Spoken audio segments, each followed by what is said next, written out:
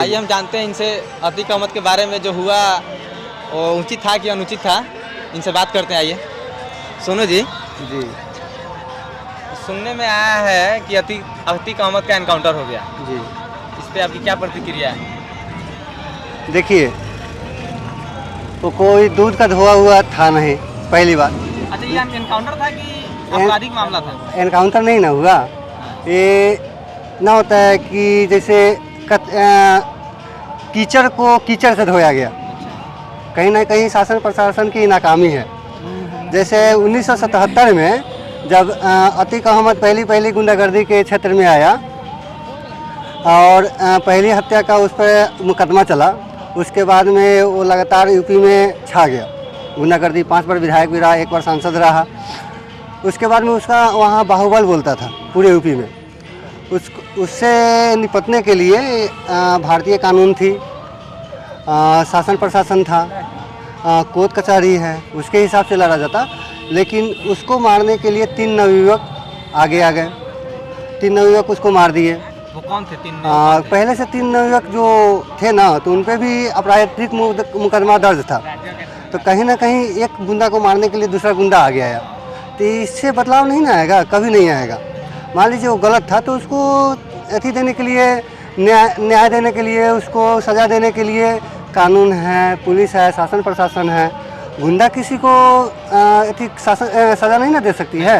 ये गलत हुआ। सोनू जी, कहना ये भी था मेरा कि जैसे ही कौन से साबरमती जेल से जैसे लाया गया उसको, तो जैसे गाड़ी में बैठाया गया तो एक रिपोर्टर ने उसे पूछा कि आपको यहाँ से साबरमती जेल से क्यों यूपी क्यों ले जाया जा रहा है? तो वो बताया कि हमसे पूछताछ के जरिए कुछ जानकारी निकालना है जिसके कारण ले जाया जा रहा है। लेकिन अतीक अहमद का ये भी कहना था कि हमको वहाँ ले जाने का मकसद है कि हमको मार दिया जाएगा।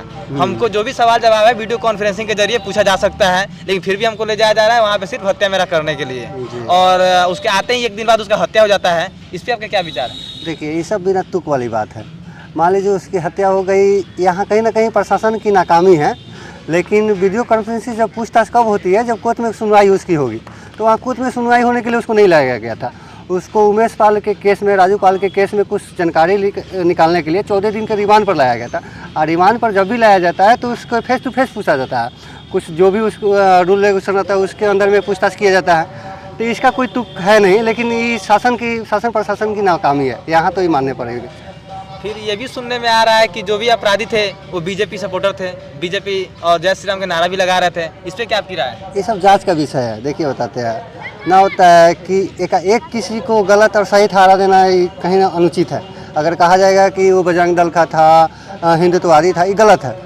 अपराधी होता है। जैसे लोग बोलते हैं ना आतंकवादी का कोई धर्म नहीं होता, तो अपराधी का भी कोई जात धर्म नहीं होता। ये तो मानना पड़ेगा ना। फिर वो तो गोली चलाते वक्त जो है जय श्री राम के नारे लगा रहे थे, तीनों के तीनों। कहीं ना कहीं लोगों को भ्रमित करने का एक उनका उपाय होगा, एक तरीका होगा। इस चीज़ को भी नज़रअंदाज नहीं किया जा सकता।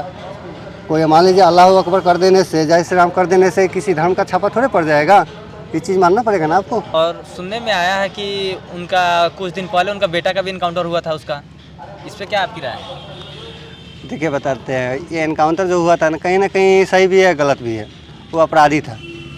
अब पुलिस वहाँ उसको पकड़ने गई। अब पुलिस पर जब वो अनाधुन फायरिंग करेगा तो आरती उतारेगी नहीं पुलिस। देखिए, बताते हैं, यहाँ गलत और सही देखा जाए ना तो कोई अच्छा व्यक्ति था नहीं। कुछ माह पूर्व की बात है, आपको फरवरी में उमेश पाल के साथ क्या हुआ सबको दिखा है, सीसीटीवी में कैमरे में कैद है। उसका वीडियो वायरल हो रहा है, जो उमेश पाल हत्याकांड में गाड़ी से उतरते हुए गोली फायरिंग करता हुआ एक पुलिस वाले को, और उसको जो है जान से पूरा मार दिया सब। उसमें उसी के आरोप में जो है उसको एनकाउंटर में शामिल किया गया। हाँ, ऐसा तो बहुत सारा केस है। लेकिन खास करके अभी जो इनकाउंटर हुआ उसी सिलसिले में हुआ। कितने दिन से भाग रहा था, भगोड़ा घोषित कर दिया गया था, इनाम भी उस पर रखा गया था, मिल नहीं रहा था जल्दी। उसके बाद में कहीं से गुप्त सूचना पे पुलिस को मिला, गुप्त सूचना। उसके बाद में पुलिस जब गई तो पुलिस पे दो आदमी, एक अतीक अहमद का पुत्र और एक आदमी और थे। दोनों आदमी फायरिंग करने लगे। तो पुलिस बीच बचाव में जब इधर से भी जवाबी कार्रवाई की गई जिसमें वो मारा गया। आपके बात से तो आप लग रहा है कि आप बीजेपी समर्थन है। देखिए, बताते हैं, ये सब ना होता है कि आप अपनी बातों को छुपाने के लिए ऐसी बातें का प्रयोग कर रहे हैं। कोई सच्चाई बोले तो बीजेपी समर्थक थोड़े है।